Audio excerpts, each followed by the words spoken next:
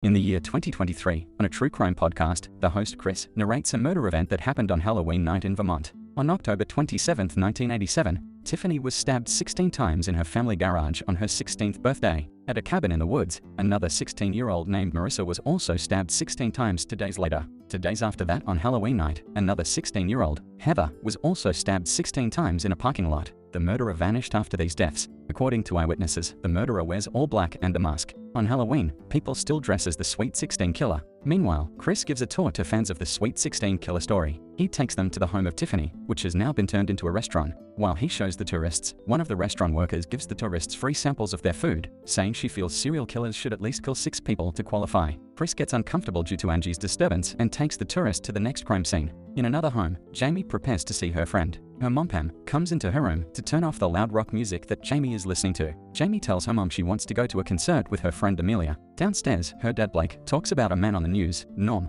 who happens to be Chris's dad, who is reporting from the hurricane in Florida. Blake tells Pam he thinks Norm is going to win a second Pulitzer for this. Pam suggests that they all stay home that day because she's always cautious about Halloween because some girls were killed 35 years ago. Jamie insists that whatever happened years ago shouldn't stop her life and explains she can keep herself safe. Pam agrees but insists that Blake is going to drive her to the concert, then drive her home. Pam suddenly receives a message from Chris, but she lies to Blake that it's a text from a mother's group chat. Blake and Jamie soon go to Amelia's home, and Blake greets Amelia's mom Lauren. Meanwhile, Pam gives some candies to some kids. After they leave, someone wearing the Sweet 16 Killer costume suddenly knocks on the door, and Pam thinks he's trick-or-treating. She opens the door, but notices a gun with him and slams it shut. When she runs inside, he breaks the door and comes in. Luckily for Pam, she's been taking self-defense since she was 16, so she fights him well. She even pulls out a gun, but he manages to disarm her. She eventually scares him away, but he attacks her from the back door. She successfully stabs him with his own knife, but he gets back up and stabs her 16 times. Some kids soon step into the house and find Pam's dead body. The police arrive, and Chris makes a solemn video about how his friend Pam has been murdered.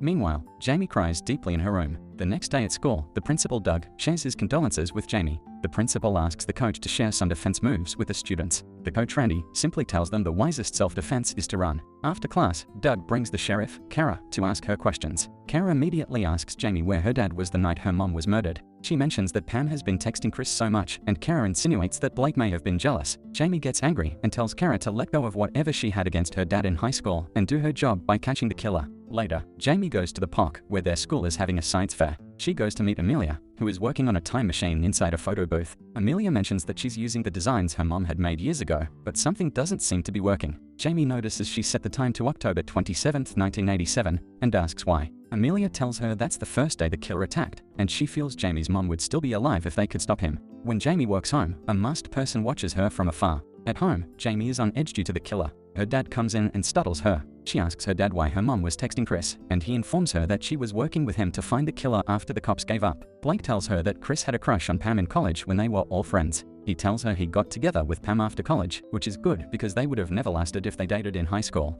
Her dad advises her to stop listening to Chris's podcast because he makes entertainment out of gruesome deaths. The next day, Chris approaches Jamie to console her. Chris hands Jamie a note that the killer had hidden in Pam's locker back in 1987, telling her she'll be next someday. That night, Chris goes to see Amelia in the park. While they speak, the killer suddenly appears and starts to chase Jamie. Jamie runs into Amelia's photo booth and presses all the buttons, but it brings up an error. The killer notices the noise and comes to attack her. Luckily, she knows a bit of self-defense, so she deflects his knife, but it lands on the time machine console and causes sparks. Minutes later, Jamie and the photo booth arrive in a different place where people are dressed in vintage clothing. Jamie tracks Pam at the nearby school in their city. She lies to the receptionist that she's a Canadian exchange student and tries to make up some things to get verified, but the receptionist just assigns her to a class and tells her to go to the gym. When Jamie gets to the gym in some really small shorts that she can't believe were school-issued, she sees the girls that were murdered and remembers their murder photos. The girls soon start a fiery game of dodgeball, and a few people lose their teeth. Jamie wonders how the game is even legal, and she gets hit in the nose. While in the heat of the game, one girl points out Pam to her.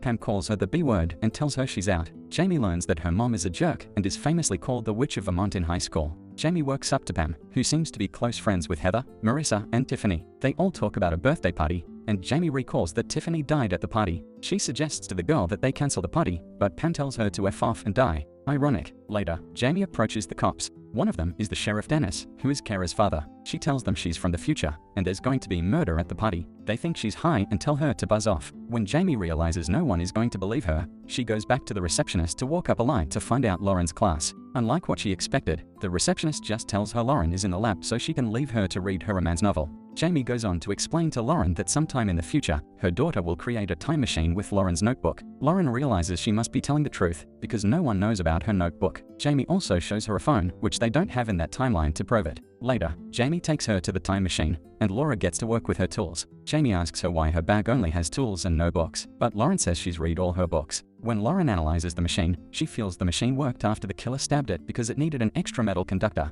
And Jamie agrees even though she doesn't know what it is. Jamie asks her what will happen in the future if she stops the killer, and Lauren tells her that whatever changes she makes will affect the future. In the future, the police clear out the park where Jamie was last seen. Blake comes to speak with Sheriff Kara to help find her. Chris shows up to take notes, and Blake stops him. Chris insists that he's an investigative journalist, but Blake tells him he's just a tour guide. Amelia shows up to tell them that Jamie is in 1987, but nobody believes her except Chris. In 1987, Lauren and Jamie try to get into the party, but they run into Randy, who is holding back Doug from entering the party because he's a nerd. Randy locks out Doug, Jamie, and Lauren. Doug tells them he knows another way in, so he takes them to the back and gives them a boost over the fence so they can open the front door for him. Inside the party, the kids drink booze and make out. Jamie sees a very ripped cute guy and learns that it's Blake, her dad. She learns that Blake is dating Tiffany. Jamie works up to the group of 4 girls who are talking to Blake. Pam tells her to F off again. Chris comes to take a picture of the girls, and Blake tells him he'll break his camera. Randy soon comes to throw Jamie out, and she realizes she forgot to open the door for Doug. When Jamie gets back in, she finds Tiffany crying because Blake ditched her after he found out she made out with Eddie Royal.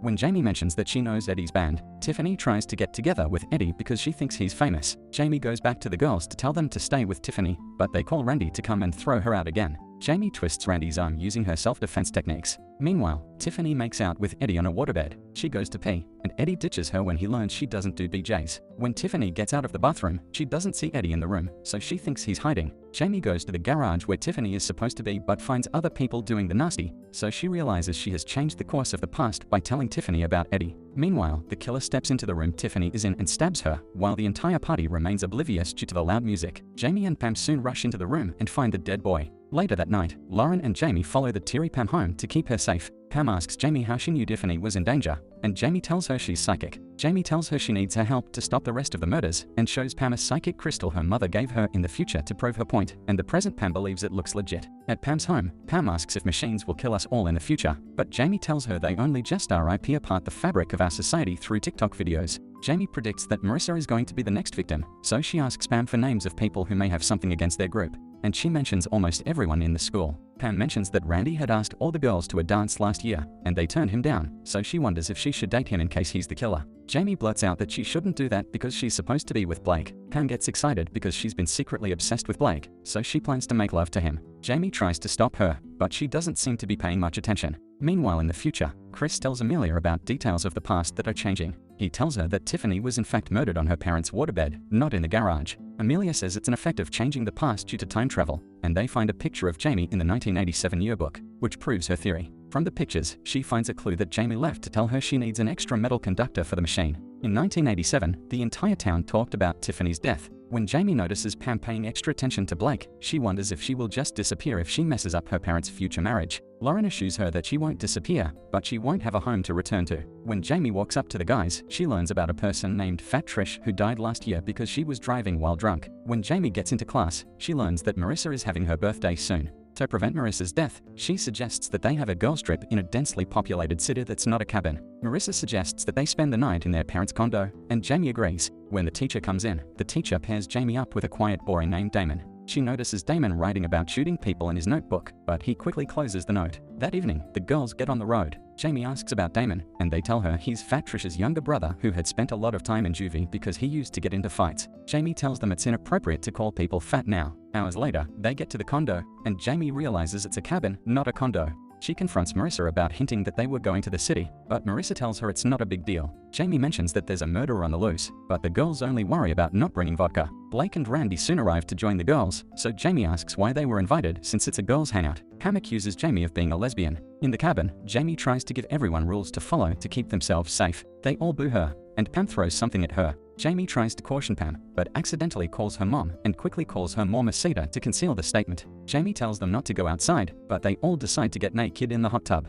Jamie sits down with Kara, who is now high. Kara says there's a pound of weed in the brownie she gave everyone, so Jamie realizes they're all high, which makes matters worse. Jamie wonders why she isn't feeling anything, so she realizes that 80's weed isn't pure grade. She tells the guys that there is pizza inside to get them to go inside. Randy locks Jamie outside since she isn't fun, and he tells everyone else Jamie has decided to spend some time with the environment. They wonder if she'll be fine, but Randy says she'll be fine since she's from Canada. Later, they all realize that Jamie is lying about the pizza. Pam and Blake get slightly intimate, and Pam seductively tells Blake they can improvise and make their own pizza, but they seem to be talking about something else. Jamie spots someone inside and tries to alert Kara, who is already high. Meanwhile, Marissa goes downstairs to make a drink. Later, Blake and Pam go into a room to make out. Some of the weed wears off Pam, and she realizes that Jamie has told her about a killer who's supposed to come there to kill Marissa. Meanwhile, Heather takes a nap in one of the rooms. Jamie tries to get in through the window, and she sees the killer approach Heather. The killer turns on the music while Jamie screams, and Randy plans to go make love with Marissa. Eventually, Pam lets Jamie in through her window.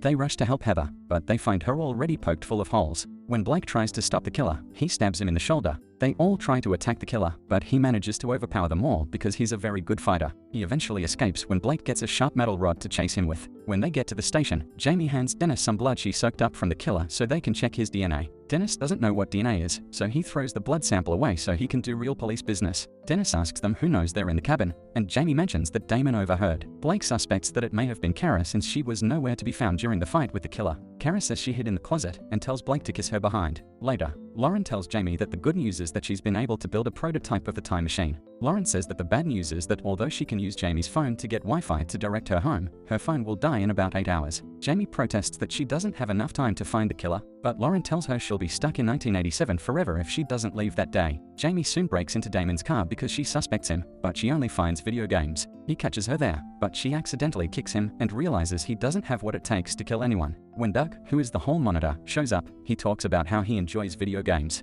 They talk about how unsafe it is, but Doug tells them he took karate classes for 8 years. When Jamie goes to the park, Lawrence says they need something that can generate a ton of power, so they target one of the spinning rides called the Quantum Drop. They lie to the operator that they're on official business, but he just steps out since it's his break. Later, they all meet together to use Marissa as bait in the park's dollhouse, so they can catch the killer. Later, Pam and Jamie run into Kara, who's dressed as the Grim Reaper. Kara tells them she feels everyone has been avoiding her since the cabin incident. In the future, Amelia finishes her work on the time machine, so she tells Chris to get a metal conductor. In the past, Marissa goes through the dollhouse, where some of her friends are hiding to wait for the killer. The killer soon steps into the dollhouse and attacks Jamie and Blake first. Jamie grabs his knife, and the killer chases her with his hammer. Everyone else tries to attack the killer, but he successfully overpowers them. While the killer is distracted, Kara shows up and stabs the killer from behind with a scythe. Jamie uncovers the killer's face, and it turns out to be Doug. They all wonder why Doug would try to kill them when they've never offended him. Jamie finds a locket on Doug's neck with the picture of Fat Trish, and Pam mentions that they were lovers. Marissa confesses that she and Tiffany had a sleepover where they invited Fat Trish and made her drunk to confirm the rumor of her sleeping with their coach. Their questions made the drunk Fat Trish angry, so she drove home and died on the way. While they're all talking, the Sweet 16 killer from the future slits Marissa's throat from behind. The killer escapes when Kara shoots her gun, but he returns to chase them when she runs out of bullets. Jamie follows Lauren into the Quantum Drop,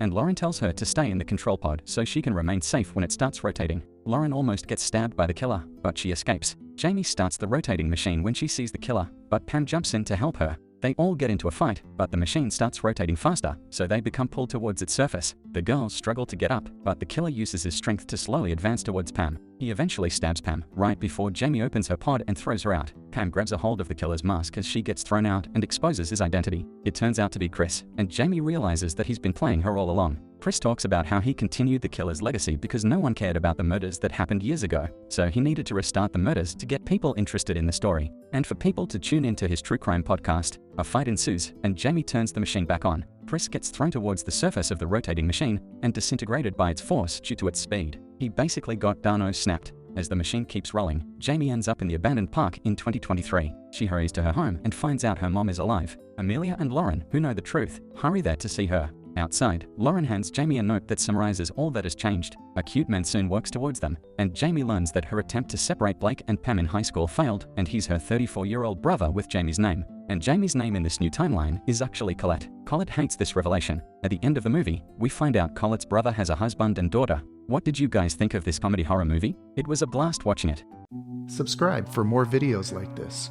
Turn on notifications and leave a like. It really helps the channel.